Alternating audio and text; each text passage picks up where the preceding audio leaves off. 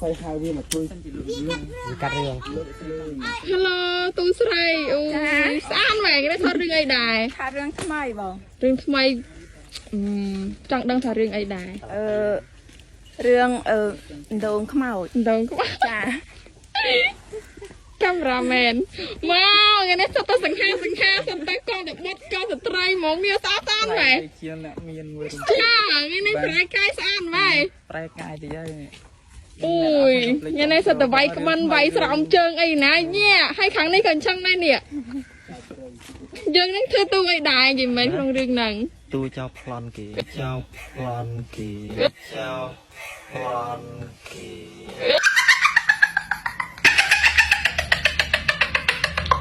អេតែខ្លួនឡើងអត់ចាំផង ចាមកពីថតវិញគឺថាខ្ញុំមិនដែលភ្លេចទេមុននឹងដេកគឺខ្ញុំធ្វើតែដូរធ្មេញជាមួយនឹងតាមដូរធ្មេញមណូរីតាមដូរធ្មេញមណូរីមានជួយកំចាត់កំណត់កំបាពេលដែលដូរទៅធ្វើឲ្យធ្មេញសភ្លឺថ្លាបែបធម្មជាតិចោលដង្ហើមស្រស់ថ្លាមកពីខាងក្នុងហ្មងមួយទៀតត្រឹមតែ10000រៀលតែប៉ុណ្ណោះ